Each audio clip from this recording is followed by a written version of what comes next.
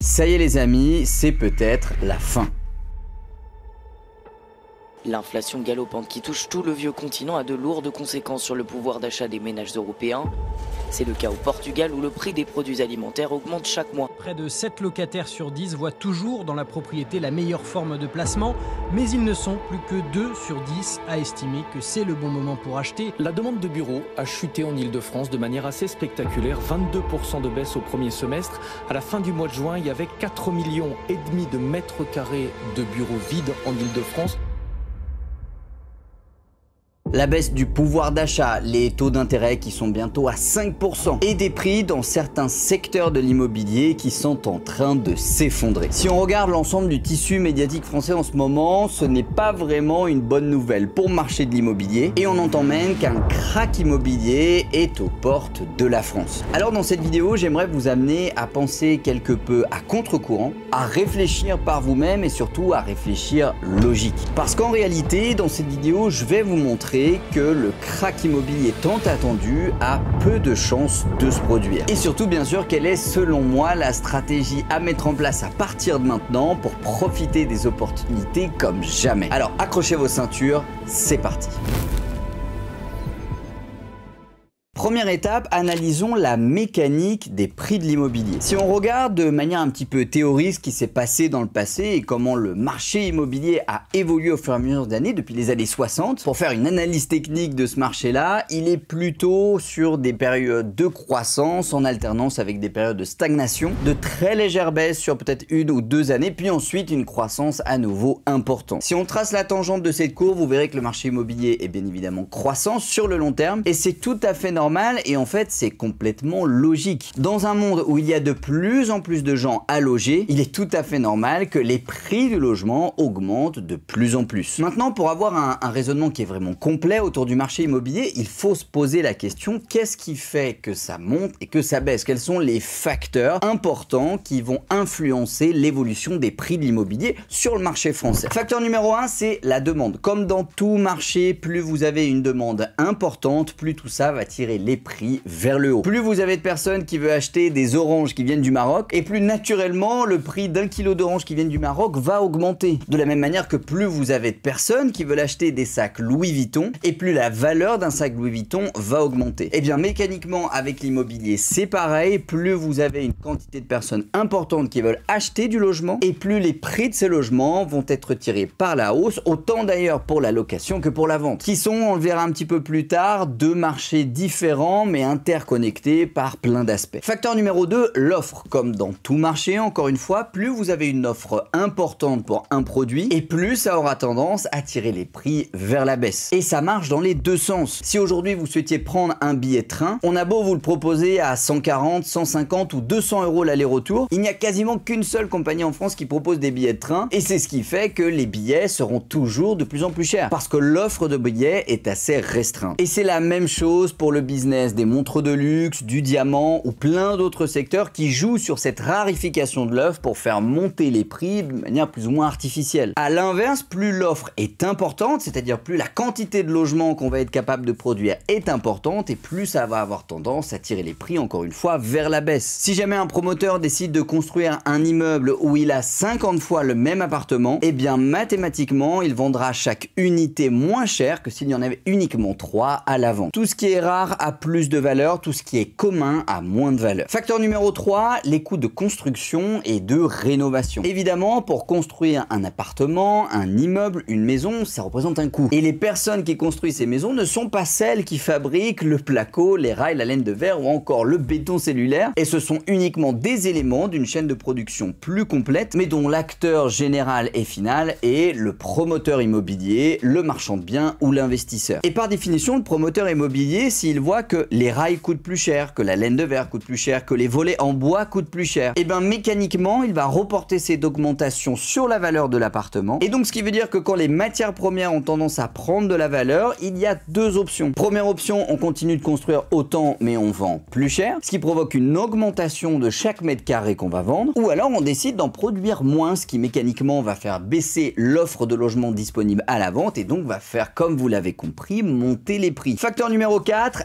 les taux d'intérêt. La France est le pays au monde où on emprunte le plus. Et ce tout simplement parce que la France historiquement fait partie des pays où les taux d'intérêt pour emprunter de l'argent pour acheter de l'immobilier sont au plus bas. Dans la majorité des cas, un taux fixe et avec un projet pour lequel on vous demandera peu d'apport, entre 5 et 15% au moment où je tourne cette vidéo. À l'inverse du système anglo-saxon, que ce soit en Angleterre, aux États-Unis, au Canada, où on vous demandera entre 20 et 40% d'apport pour votre résidence principale. En France, jusqu'à il y a très peu de temps, il y a même énormément de personnes qui achetaient leur appartement sans mettre le moindre centime d'apport. Et même si c'est quelque chose qui commence à changer un petit peu en ce moment, on reste quand même un des pays les plus favorisants au monde pour acheter de l'immobilier à crédit. Mais donc mécaniquement, puisqu'en France tout le monde dépend du crédit pour acheter sa résidence principale, et même dans les mœurs sociétales, jamais personne n'a eu l'habitude de mettre 20 000, 30 000, 40 000, 50 000, 100 000 euros, et tout le monde a recours au crédit pour faire ça. Si les taux d'intérêt augmentent, ce qui veut dire que mécaniquement, on va pouvoir acheter des choses moins chères. La part d'intérêt dans votre mensualité de crédit prenant de plus en plus de place, la part de capital est restreinte, et donc on peut mécaniquement emprunter moins. C'est pour ça que plus les taux d'intérêt sont bas, plus ça stimule le marché de l'immobilier et ça incite les gens à acheter, et plus les taux d'intérêt sont élevés et plus ça anesthésie le marché de l'immobilier et ça incite les gens à ne pas acheter. Facteur numéro 5, le pouvoir d'achat. La dépense destinée au logement, que ce soit dans une mensualité de crédit en tant que propriétaire ou dans un loyer en tant que locataire, représente en moyenne un tiers du budget mensuel des Français. Et on fait partie des pays d'Europe qui consacrent la plus grande part de leurs finances au logement et au fait d'avoir un chez-soi agréable avec de la place, des jolies pièces, des meubles et tout ce qui a trait au logement au sens large. Mais donc de manière encore une fois mécanique, si le paquet de pâtes coûte plus cher, que l'essence que vous mettez dans votre voiture coûte plus cher, que l'électricité coûte plus cher et que la vie coûte plus cher de manière un petit peu générale, eh bien le pouvoir d'achat va baisser et donc on aura tendance à peut-être louer quelque chose d'un petit peu moins grand, un petit peu moins cher, ou de différer son projet d'achat immobilier en attendant des jours meilleurs. Plus le pouvoir d'achat est élevé, plus les gens vont acheter de l'immobilier, plus le pouvoir d'achat baisse, plus les gens ne vont pas acheter d'immobilier. Et enfin, facteur numéro 6, la politique économique. En France, on est parmi les champions du monde des politiques économiques un peu bizarres, qu'on comprend pas trop et qui n'ont pas forcément énormément de logique. Et en ce qui concerne le marché immobilier en ce moment, c'est par exemple la nouvelle réglementation pour le DPE, le dossier de performance énergétique, qui indique que certaines lettres seront interdites à la location, notamment les lettres qui traduisent un logement très énergivore, et c'est-à-dire en fait pas du tout écologique. Sauf qu'en France, on est sur un parc immobilier vétuste, ce qui fait que ces nouvelles réglementations et les contraintes des permis de construire, des déclarations préalables de travaux, toute cette politique urbanistique globale va avoir tendance à névroser le marché plus elle est difficile et à ouvrir le marché et à encourager les gens à acheter plus elle est souple et permissive. Alors maintenant qu'on a bien saisi les différents facteurs qui vont jouer sur la hausse ou la baisse du marché immobilier, il faut savoir qu'il y a aussi des gens qui interagissent avec un actif. Et pour analyser une catégorie d'actifs, et ça c'est vraiment valable, peu importe ce que vous analysez, que ce soit une nation en bourse, un marché précis comme celui des montres de luxe ou des sacs de marque, il faut toujours voir l'actif, comment il évolue et quelle est la clientèle de cet actif. Et en France, la clientèle de l'actif immobilier, c'est bien sûr toute la population, puisque tout le monde a besoin de se loger, soit en louant, soit en achetant. Alors, première catégorie de personnes, celles qui gagnent moins de 1200 euros par mois. Dans 90% des cas, voire 95% des cas, les gens qui gagnent moins de 1200 euros par mois vont avoir tendance à louer. Et une grande majorité de leur loyer sera payé par les aides, telles que les APL, la CAF, etc., etc. Et ce sont donc en général des personnes qui louent des petits logements, des studios ou des T1 bis, dont la plupart des loyers est encore une fois payé par les aides qu'ils reçoivent. Deuxième catégorie de personnes, celles qui gagnent de 1200 à 2000 euros par mois. Celles-ci, elles louent plus grand. Elles vont aller louer des T2, des T3 ou des T4, voire même de petits pavillons en première couronne des villes de province pour avoir un extérieur et pouvoir profiter un petit peu des belles chaleurs d'été autour d'un barbecue. Ces personnes-là, elles achètent statistiquement assez peu et quand elles achètent, elles vont acheter plutôt un logement qu'elles vont garder toute leur vie. Elles vont s'endetter sur 25 ans et cette dépense-là représentera plus d'un tiers de leur budget en général. Troisième catégorie, les personnes qui gagnent entre 2000 et 4000 euros par mois. Ces personnes-là, dans plus de 70% des cas, elles achètent, elles accèdent à la propriété, soit un bel appartement en centre-ville ou une maison en province. C'est ce qu'on appelle communément la classe moyenne supérieure, qui peuvent être composée des cadres des entreprises du coin, les personnes qui cumulent 2 emplois, les artisans à leur compte qui bossent correctement, et même tout un tas de professions libérales libérales qui ont une rémunération après impôt qui s'établit aux alentours de 2 à 4 000 euros par mois. Quatrième catégorie de personnes qui interagissent avec l'immobilier, les personnes qui gagnent plus de 4 000 euros par mois. Dans 95% des cas, ces personnes sont propriétaires de leur résidence principale et ont même tendance à acheter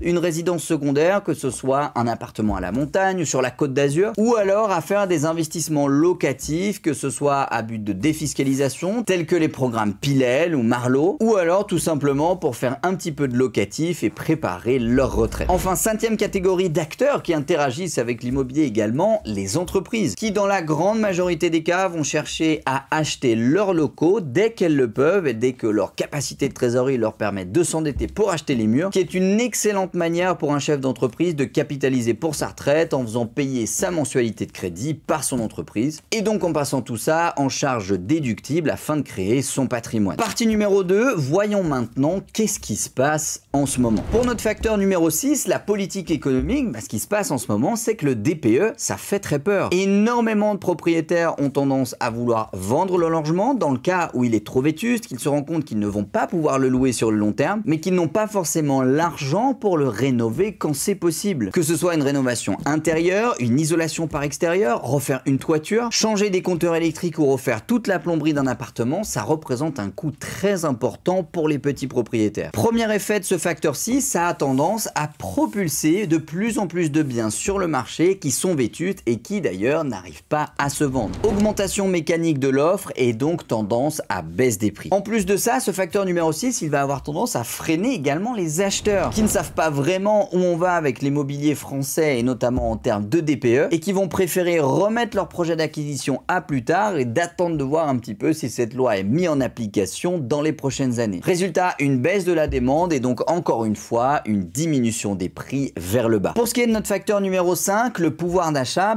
comme vous le savez, il a tendance à baisser énormément en ce moment. Quasi tout ce qu'il y a autour de nous a pris entre 15 et 20% d'augmentation. Et donc mécaniquement, quand on a du mal à couvrir les fins de mois, eh bien on va pas dans une banque pour faire un crédit immobilier et changer d'appartement pour acheter quelque chose de plus grand. D'autant plus que la baisse du pouvoir d'achat a tendance à scléroser la capacité de projection future des Français qui, en voyant qu'au 15 du mois il est difficile de boucler le compte, sont à 10 000 années-lumière d'acheter un logement, que ce soit pour le louer ou pour agrandir leur résidence principale, tout ça menant directement à une baisse mécanique des prix encore une fois. Pour ce qui est de notre facteur 4, les taux d'intérêt, ça ne vous a pas échappé qu'ils ont augmenté et augmenté beaucoup au cours des derniers mois et d'ailleurs ce n'est pas fini, d'après de nombreux articles économiques, ils vont avoisiner les 5 à 6% sur 20 ans d'ici quelques mois. Plus on a des taux d'intérêt qui augmentent, plus on ralentit une économie puisque ça coûte plus cher d'acheter un appartement, donc on l'achète plus petit, mais ça coûte aussi plus cher de racheter une entreprise, de racheter du matériel pour sa boîte. Et donc de manière générale, plus les taux d'intérêt sont élevés pour emprunter, que ce soit pour l'immobilier et même pour les prêts professionnels, plus on aura tendance à freiner mécaniquement l'activité économique de tous les secteurs d'une économie. Facteur 3, les coûts de construction qui ont littéralement explosé depuis la période du Covid, avec une laine de verre qui a pris près de 50%, du bois qui a pris près de 150% pour certains matériaux. Il est aujourd'hui quasiment 1,6 fois plus cher de construire une maison que ça ne l'était avant la crise du Covid-19. 70% d'augmentation des matériaux, mécaniquement, ça se répertorie sur les prix de vente, avec des promoteurs qui ont tendance à monter leurs prix, des artisans qui ont eux aussi tendance à monter leurs prix pour la rénovation, et tout ça pourrait avoir tendance de tirer le marché vers le haut, sauf que comme le pouvoir d'achat des Français est tiré vers le bas, et bien en fait on est face à un mismatch, et grosso modo, même si on augmente le coût d'un mètre carré en termes de rénovation, de construction, et bien ça n'arrive pas à suivre sur le plan des ventes, et c'est pour ça qu'on assiste à des faillites en cascade de nombreuses entreprises de BTP, de promotion immobilière et de boîtes de bâtiments qui ne trouvent plus de chantier puisque les gens n'ont plus l'argent pour les payer. Facteur numéro 2, l'offre, qui elle a bien tenu au cours des derniers mois et il y a toujours des promoteurs qui continuent de construire et même pas mal de gens qui souhaitent vendre leur appartement, soit pour retrouver des liquidités pour faire face à des difficultés sur le plan de leur entreprise, ou tout simplement parce qu'ils commencent à avoir un petit peu peur des nouvelles réglementations en vigueur et qu'ils préfèrent se débarrasser de leurs biens, les investir dans d'autres secteurs. Et c'est ce qui fait que l'offre est de plus en plus importante et vous avez peut-être vu Le Bon Coin qui s'est rempli de plus en plus au cours des derniers mois de différents appartements, immeubles, locaux commerciaux, etc. etc. Cette augmentation d'offres, elle a tendance à faire tirer les prix vers la baisse. Et maintenant, pour ce qui est de notre facteur numéro Numéro 1, la demande. Et c'est là le point de subtilité que vous devez retenir de cette vidéo YouTube, c'est que la demande de logement, elle, est toujours aussi forte. Et de manière complètement disparate entre le marché de la location et celui de l'achat. Il y a beaucoup moins d'acheteurs qui veulent acheter parce que les gens ne veulent pas payer des taux d'intérêt à 4%. Ils n'y ont jamais été habitués depuis la crise de 2008. Ils ne veulent pas payer les artisans qui coûtent trop cher. Ils ont un pouvoir d'achat qui a été amoindri et donc s'ils doivent acheter, ils achèteront moins bien que ce qu'ils auraient pu acheter il y a quelques années. Et en plus de ça, en voyant les annonces se multiplier sur le Bon Coin, ils auront tendance à faire des négociations plus corsées et donc faire baisser mécaniquement le prix du logement. Et c'est pour ça qu'on observe une baisse sur certains secteurs, notamment l'immobilier résidentiel parisien, mais une baisse qui n'est pas globale au sens de l'échelle nationale française. Et c'est d'ailleurs pour ça que cet article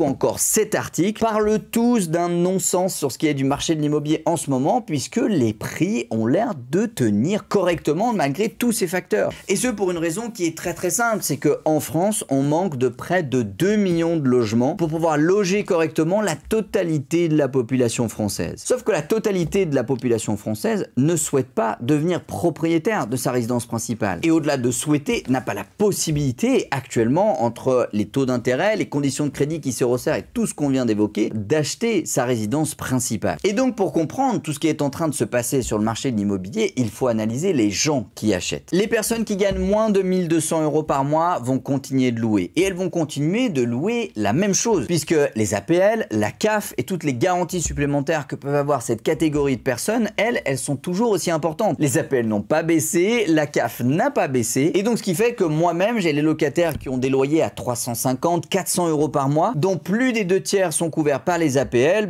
Les APL n'ayant pas baissé, ils n'ont aucune difficulté à payer leur loyer. Les personnes qui gagnent entre 1200 et 2000 € par mois, elles avaient déjà des difficultés à acheter. Ces difficultés se sont majorées, ce qui veut dire que cette catégorie de personnes va continuer de rester sur le marché de la location pour des surfaces plus ou moins grandes qu'elles vont devoir réduire par manque de budget. Et le 10% d'entre elles qui arrivaient à devenir propriétaires en étant en couple par exemple et en cumulant son logement et en cumulant ses revenus se retrouvent elles en grande difficulté, et une partie vont se retrouver sur le marché de la location. Troisième catégorie de personnes, celles qui gagnent entre 2000 et 4000 € par mois. La classe moyenne supérieure, eh bien c'est typiquement elle qui est le plus impactée par ce qui est en train de se passer en ce moment. C'est précisément ces catégories de personnes qui aujourd'hui se revoient dans l'impossibilité d'emprunter, et donc une catégorie de personnes qui va se retrouver mécaniquement de plus en plus sur le marché de la location. Certes pour du grand T2, du T3, du T4, des appartements avec de la place, mais des appartements en location quand même. Alors que la quatrième catégorie de personnes, celle qui gagne plus de 4000 € par mois, elle va être peu impactée en fin de compte, puisque les banques doivent faire leur quota de crédit et elles vont continuer de le faire avec les gens qui gagnent déjà beaucoup d'argent. Et je ne parle même pas ici dans ma démonstration des entreprises qui elles sont complètement sclérosées par ce qui est en train de se passer, entre les difficultés de personnel avec le manque de gens qui ont envie de travailler, plus le fait que les taux d'intérêt sont élevés et donc que chaque projet devient beaucoup plus cher. C'est bien là où il y a un vrai crack qui est déjà en train de se produire aux États-Unis, qui est en train de se produire sur le marché asiatique et qui concerne les locaux professionnels. D'ailleurs, d'après de nombreuses études économiques, il y a déjà énormément de grosses SCPI qui possèdent des locaux professionnels, que ce soit sur Paris, Lyon, Bordeaux, les grandes villes, qui sont en train de se retrouver en très grande difficulté devant des entreprises qui favorisent le télétravail et qui se séparent de leurs bureaux. Tout ça basé sur un choix qui est stratégique de la part du chef d'entreprise, et d'ailleurs de nombreuses études l'ont démontré. La suppression du bureau, c'est un des éléments qui dégrade le moins la qualité de vie de l'employé à son travail. Pourquoi? Parce qu'une grande partie des employés préfèrent largement le télétravail que de bosser au bureau. Ils ont plus de flexibilité, ils peuvent adapter leurs horaires comme ils le veulent, et tout ça fait que l'immobilier professionnel est clairement en train de s'effondrer. Par contre, l'immobilier d'habitation, lui, contrairement à toutes les attentes et tous les facteurs qu'on a déjà évoqués, il tient plutôt bien. Et l'élément central qu'il faut comprendre, c'est ce mismatch entre la capacité de location, qui est le budget que va pouvoir attribuer un foyer à la location de son logement, et la capacité d'endettement, qui est le budget qu'un foyer va pouvoir consacrer pour rembourser un crédit immobilier. Quelques années en arrière, si vous compariez ce que vous coûte un appartement T3 à la location et ce qui vous coûte si vous devez l'acheter, c'était à peu près pareil. Et donc tout le monde avait bien sûr plus intérêt à acheter son logement plutôt que de le louer. Alors qu'aujourd'hui, le coût du crédit étant beaucoup plus important, acheter un appartement T3 que vous loueriez 700 € par mois, va vous coûter beaucoup plus cher si vous décidez de l'acheter. Et donc en termes de budget, on voit un mismatch qui est en train de se créer entre la capacité d'endettement d'une part et la capacité locative d'autre part. Ce mismatch là va faire que les propriétaires locatifs vont avoir de plus en plus de locataires sur le marché, et donc les investisseurs avec les dents longues, tels que vous qui regardez cette chaîne YouTube, sont en train de se frotter les mains, puisqu'il y a de grandes chances qu'au fur et à mesure des mois et des années qui se profilent, il y a beaucoup plus de monde sur le marché de la location et de moins en moins de monde qui accède à la propriété. Tout ça, je vais pas rentrer dans le débat philosophique, va encore plus créer une distraction entre les pauvres et les riches. Les riches vont continuer d'être propriétaires, les personnes de la classe moyenne vont devenir de plus en plus locataires. Et c'est exactement ça, mécaniquement, qui est en train de se passer sur le marché de l'immobilier français, et c'est ce qui fait que les prix ont tendance à se maintenir, même si les transactions se font de plus en plus rares. Pourquoi? Parce que les propriétaires bailleurs, eux, sont de plus en plus remplis. Et n'oubliez jamais que pour valoriser un bien immobilier, on peut le valoriser sur le sens du mètre carré, mais on peut aussi le valoriser sur le sens du rendement s'il s'agit d'un actif locatif. Alors, partie numéro 3 de cette vidéo, que faut-il faire dès à présent? L'opportunité du moment, c'est bien l'activité de la location immobilière. Il n'y a aucun doute là-dessus, et elle est vachement tournée vers l'habitation et donc la location d'appartements, peu importe la taille, alors que la location de locaux commerciaux et surtout de locaux professionnels est clairement quelque chose de très dangereux en ce moment. Et c'est d'ailleurs pour ça que plusieurs banques ont même gelé leur dossier de crédit concernant cette catégorie d'actifs. Et pour ne pas vous mentir les amis, d'après le retour que j'ai de nombreuses banques avec lesquelles je travaille, il y a de très fortes chances que les taux d'intérêt qui sont déjà élevés continuent d'augmenter, de se stabiliser aux alentours des 5-6% durant les 5, 6, 7 années à venir. De plus en plus de monde sur le marché de la location, c'est une très bonne chose pour les propriétaires comme moi qui ont énormément de logements à louer. Mais là où il y a un coup de fusil à faire, et c'est bien ce qu'on veut faire quand on est investisseur, on veut gagner beaucoup plus d'argent que ce qu'on gagne normalement, c'est, vous l'avez compris, d'acheter des locaux professionnels à bas prix, puisque les prix de cette catégorie d'actifs sont en train de s'effondrer, et de les transformer en locaux d'habitation. Acheter un mètre carré très peu cher parce qu'il n'est pas du tout à la mode, le transformer et ensuite le louer et avoir un cash flow du feu de Dieu, c'est clairement pour moi l'opportunité du moment. Et c'est d'ailleurs ce que j'ai déjà fait avec ce projet qui était une ancienne salle de sport que j'ai transformé en 4 appartements que je loue actuellement pour près de 15% de rentabilité brute par mois. Alors pour faire ça, il y a une démarche à faire, et notamment urbanistique, que ce soit une déclaration préalable de travaux pour changer la destination du lot en vigueur, l'accord du règlement de copropriété, bien manager ses travaux, savoir où sont les évacuations, les arrivées d'eau, comment je positionne mes cloisons. Donc moralité de l'histoire, si vous souhaitez effectuer ce genre de coup du siècle, formez-vous, renseignez-vous, posez des questions, puisque les erreurs sont partout et elles peuvent vous coûter très